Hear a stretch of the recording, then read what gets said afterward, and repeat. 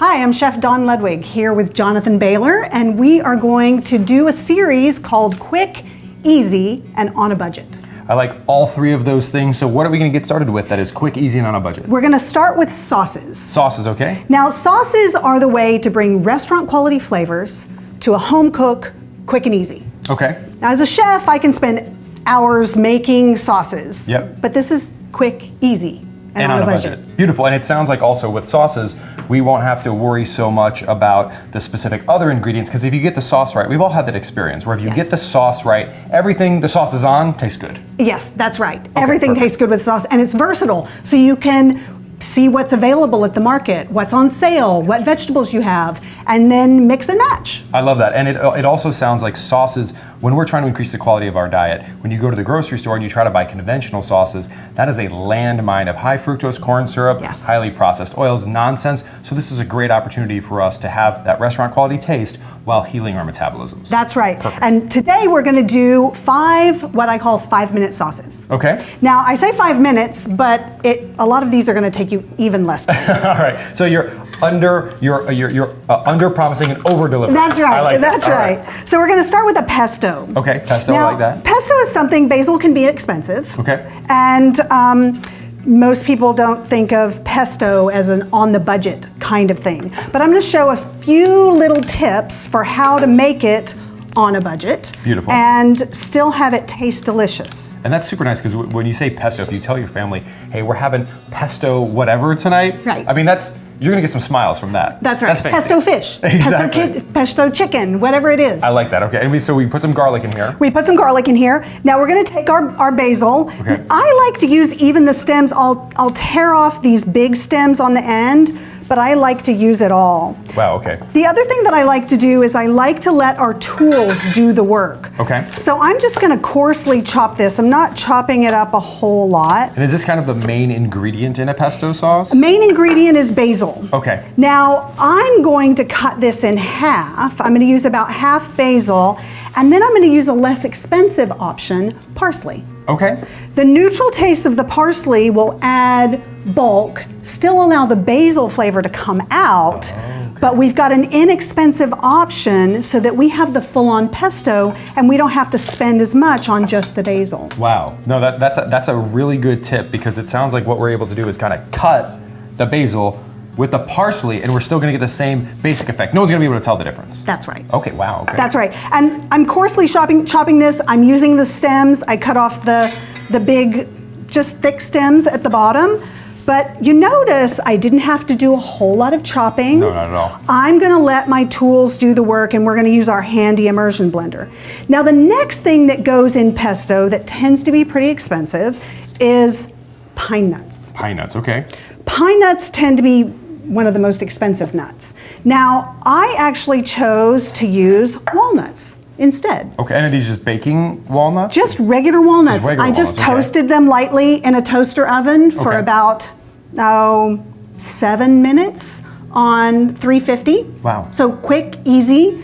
You'll know they're done when you start to smell them. Okay, so we put them in the toaster oven at what temperature? 350. 350, and then as soon as they start to give off a fragrance, we know they're done. That's right. Okay. Pull them out, transfer them to a plate, and then you can use them. If you wanted to use blanched almonds here, you can.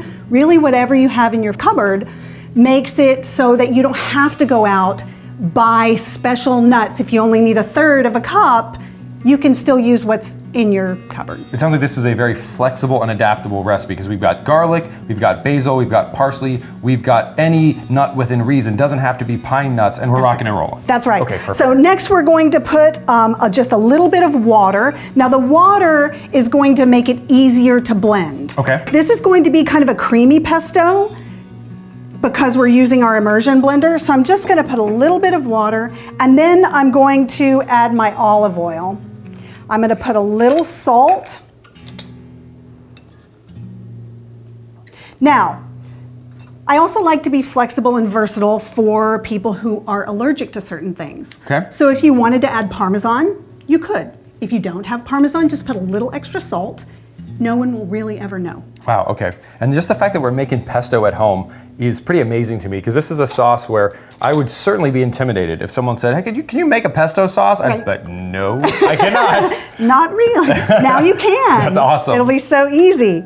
All right, we're gonna put some fresh lemon juice. Some people like more lemons, some people like less. So 1 to 2 teaspoons is enough. You can always taste at the end and add more. Okay. And we're good. We're gonna add about maybe a 1/4 cup of olive oil here.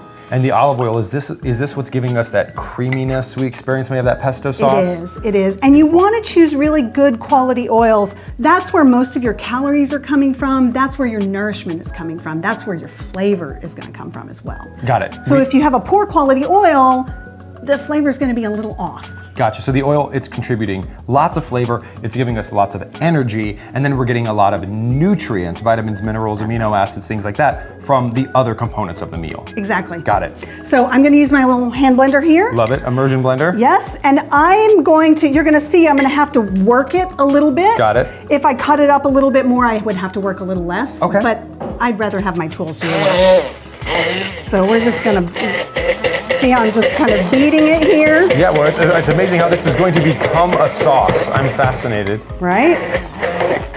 And as you go, if you need to add a little more water, you can, and it'll make it creamier.